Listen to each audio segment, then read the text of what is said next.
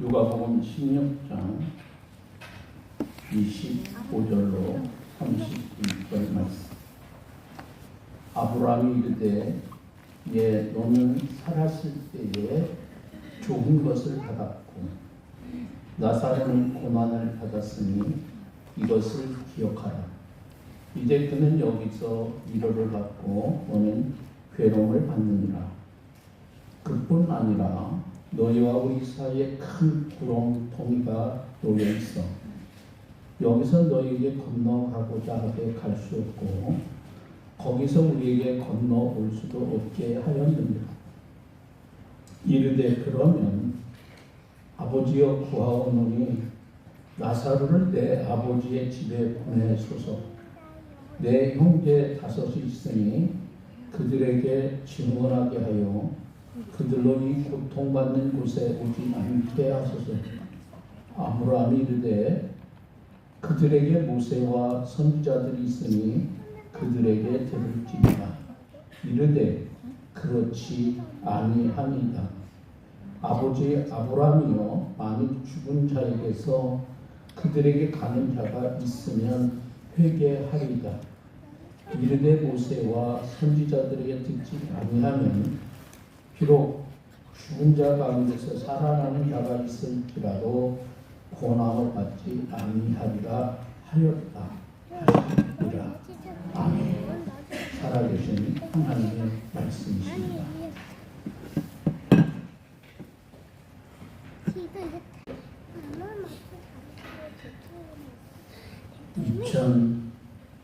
2024년 마지막 주일입니다.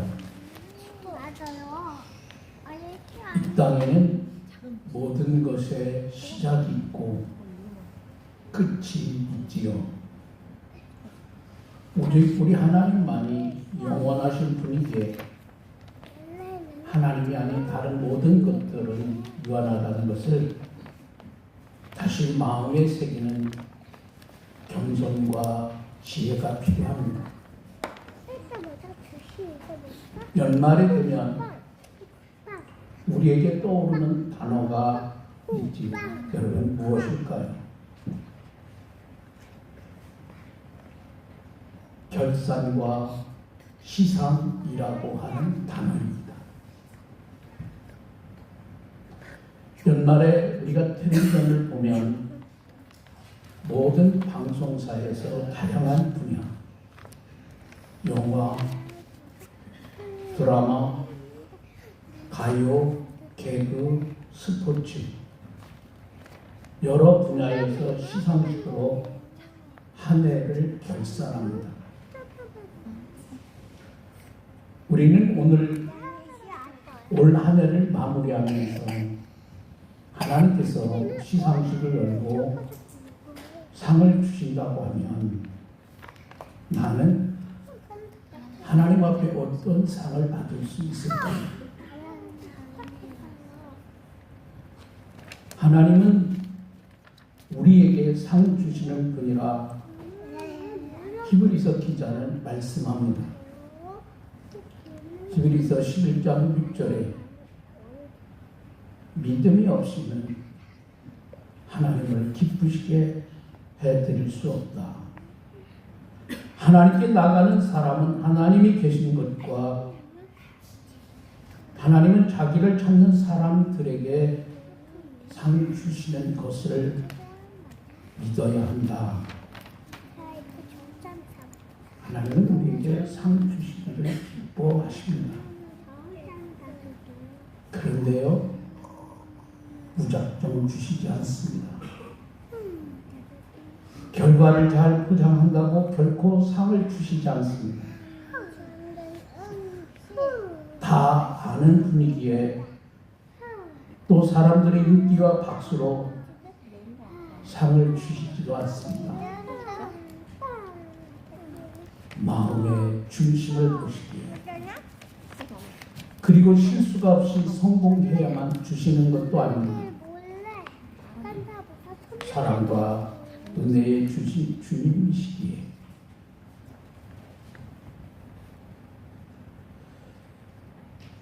그럼 어떤 사람이 여러분 상 받을 자격이 있을까요? 오늘 나의 삶을 하나님 앞에서 살아내는 성도, 나의 연약함과 부족함을 인정하고 주님의 도우심을 구하며 기도하는 성도, 어느 위치와 삶의 자리에서도 여전히 주님과 동행하며 살아가는 성도, 어제보다 오늘 주님을 더 사랑하고 닮아가기 위해 애쓰는 성도,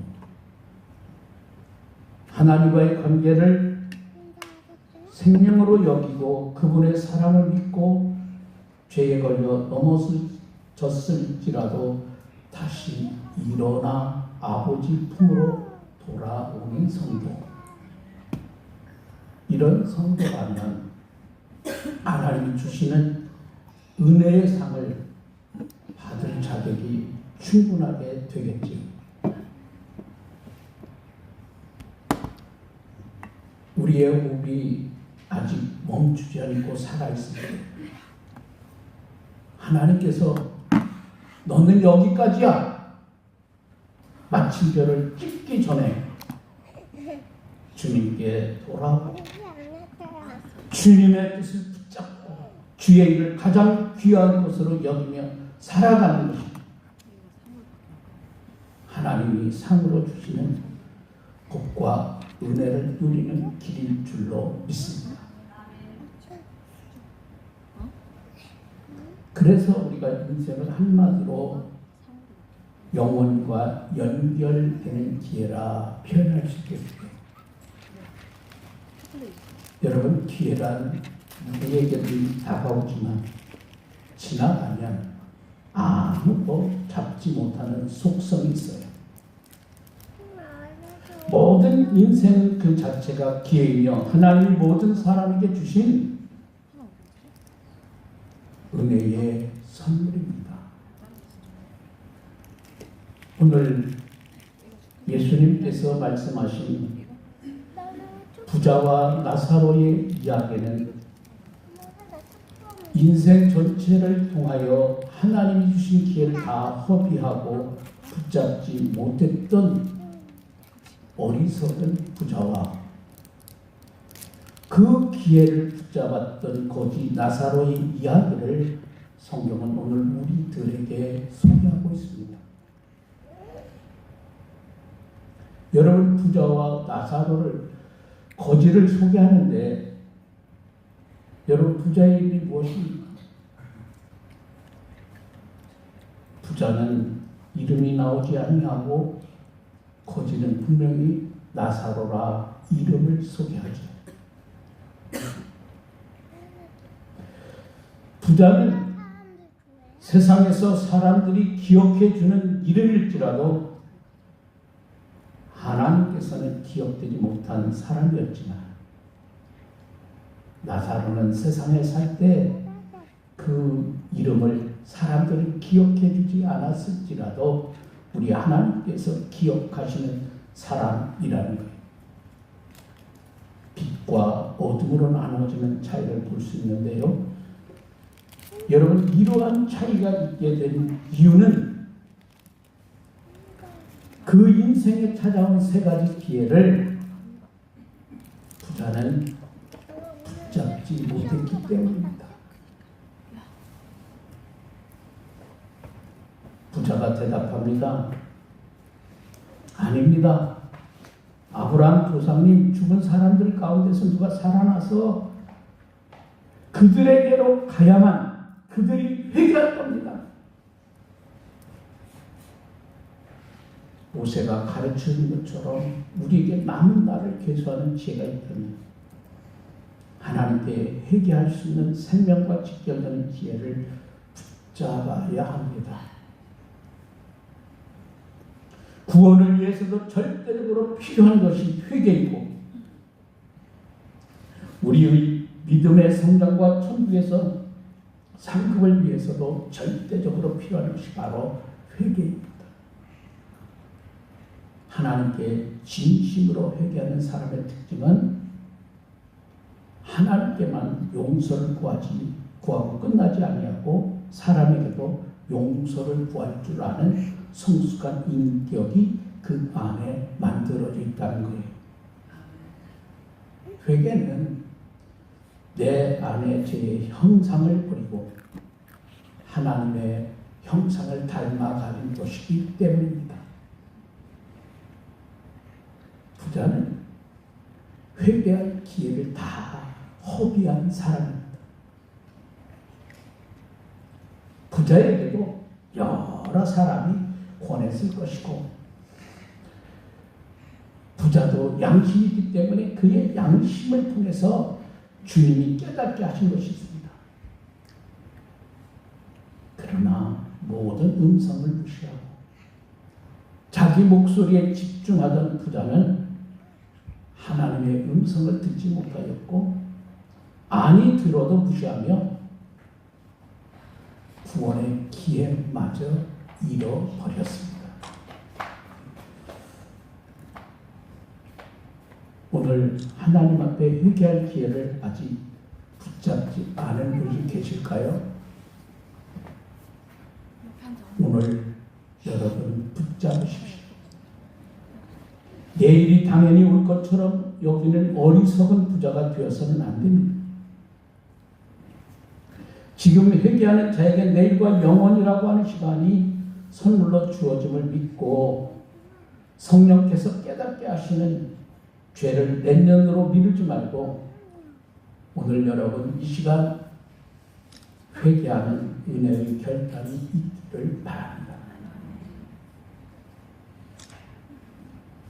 더 나아가 하나님께만 회개하는 수준이 아닌 사랑하는 사람에게 아픔과 상처를 주었던 것을 인정하고 올해가 가기 전에 주님의 마음으로 찾아가 용서를 구할 줄 아는 것도 우리에게 필요합니다. 목회 사역을 하면서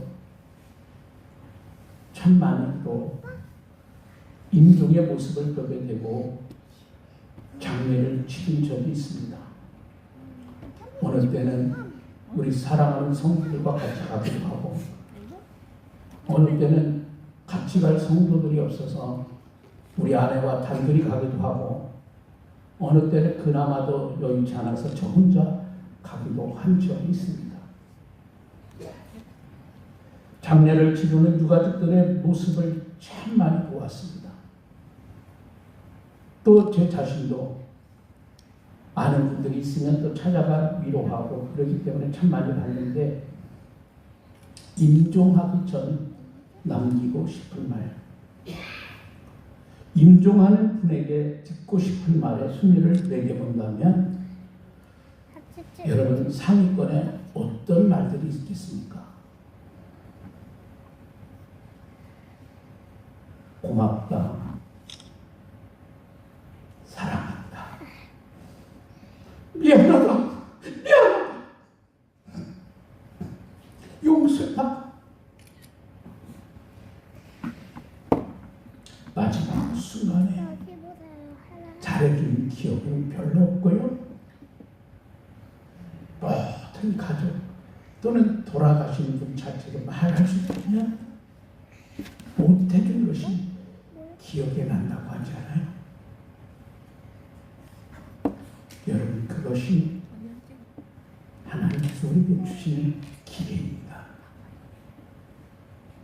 용서하고 용서받는 자리로 나간다면 그곳에서 주님을 만나고 우리의 죄를 용서하시는 하나님의 사랑을 우리가 입게 됩니다.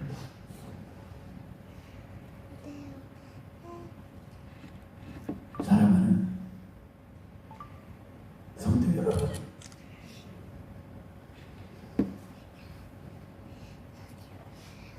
하나님이 주시는 회개의 기회를 여러분은 흘려보내지 마십시오.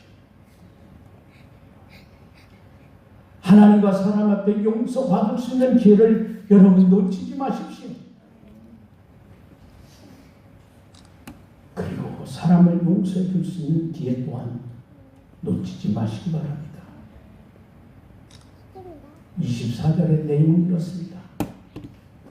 그래서 그가 소리질러 말하기를 아브라함 조상님, 나를 불쌍히 여겨주십시오. 저 나사로를 보내서 그 손가락 끝에 물을 찍어서 내 혀를 시원하게 하도록 하여 주시지요. 나는 지금 이 불 속에서 몹시 고통을 당하고 있습니다. 부자가 이렇게 말합니다. 저는 이 말씀을 읽으면서 깨닫게 된 것이 있는데 감사합니다. 여러분, 부자는 단순히 물을 마시며 살던 사람이 아니에요. 세상에서 물이 원료가 되어 물로 만들어진 다양한 고급지고 즐길 것들을 먹고 마시던, 즐기던 사람.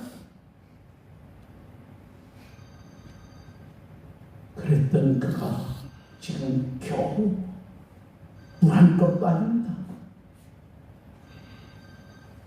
저 나사로 나에게 보내서 지금 물 한 방울 그 손가락 끝으로 찍어서 나의 혀 좀 찍어달라.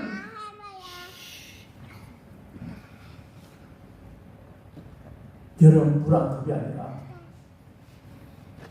이 부자는 한 방울의 물을 지금 찾고 있어요. 그 물 한 방울만 있으면 만족하고 감사할 것 같은데 지금 지옥에서 그것조차도 칠 수 없다. 여러분, 무슨 말일까요?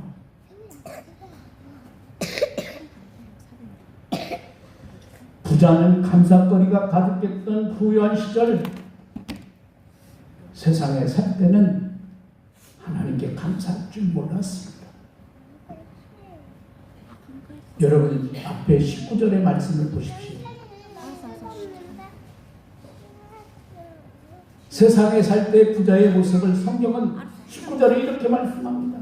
한 부자가 있어 자색옷과 고운 옷을 입고 날마다 호화롭게 즐기더라. 잘 입고 잘 먹고 좋은 곳에서 날마다 누가 가도 부러울 만한 즐기는 삶을 살았던 사람이 부자입니다. 그러나 그 풍요로운 삶 속에서 하나님께 감사하는 삶은 가장 빈곤한 자로 살았던 사람이 바로 이 어리석은 부자였다고 성경은 우리들에게 가르쳐주고 있습니다.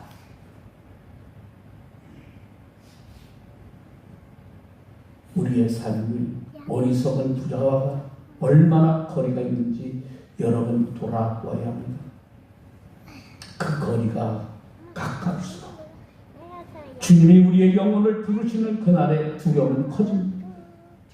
그러나 그 거리가 멀수록 주님이 부르시는 그날의 기쁨과 영광의 날이 됩니다. 올 한 해 지나온 시간 나에게 주어진 모든 것이 여러분 하나님의 은혜였음을 믿으십니까? 그렇다면 그 모든 은혜에 감사로 반응하지 못하고 내가 넘어간 것들은 없었는지 점검하시고 우리가 가기 전에 감사하는 여러분이 되시기를 바랍니다. 받은 은혜를 당연한 것으로 믿고 내가 주인이 되어 살아간다면 우리가 이 어리석은 부자와 다를 것이 무엇이겠습니까? 남은 시간을 여러분 감사의 기회로 여기며 살아가는 지혜로운 성도들이 되시기를 바랍니다. 하나님은 작은 것에 감사할 줄 아는 사람에 대해 기적 같은 감사를 부어주십니다. 그래서 감사는 기적의 마중물입니다. 오늘 성경 27절, 28절, 29절에 부자가 말합니다. 이런 말이에요. 조상님 소원이 있는데 그 나사로 내 아버지 집으로 보내주세요. 나는요 형제가 5이나 있어요. 제발 나사로가 가서 그들에게 경고하여 그들만 나처럼 이 고통받는 이곳에 오지 않게 하여 주십시오. 그랬더니 아브라함이 말합니다. 그들에게는 모세와 예언자들이 있으니 그들의 말을 들어야 한다. 우리에게 있는 것을 전도의 기회로 되도록 우리가 내어 드려보세요.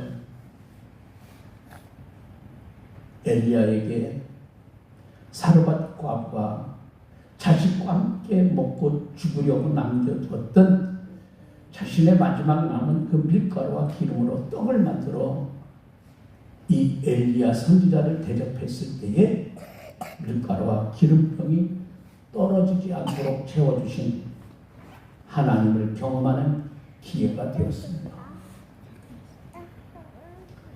주님이 기뻐하시는 전도의 기회는 여러분 우리가 사는 이 땅에서만 주어지는 기회입니다.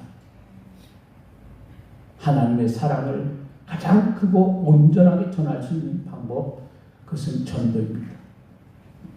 사람에게 가장 시급한 문제는 가난과 질병과 취업의 문제가 아니라 영혼 구원의 문제입니다. 여러분 건강하십니까? 여러분 물질이 있으십니까? 여러분 시간이 있으십니까? 지식이 있으십니까? 전도의 기회로 이 모든 것을 드리는 순간 하나님의 능력이 그 이에 임할 줄로 믿습니다. 먹든지 마시든지 하나님의 영광을 위해 살아가는 행복한 주님의 제자가 될 줄 믿습니다. 어리석은 부자는 이 3가지 길을 잃어버렸으나 우리는 이 모든 기회를 붙잡고 하나님 기억하시는 복된 인생들이 다 되시기를 간절히 원합니다. 기도하겠습니다.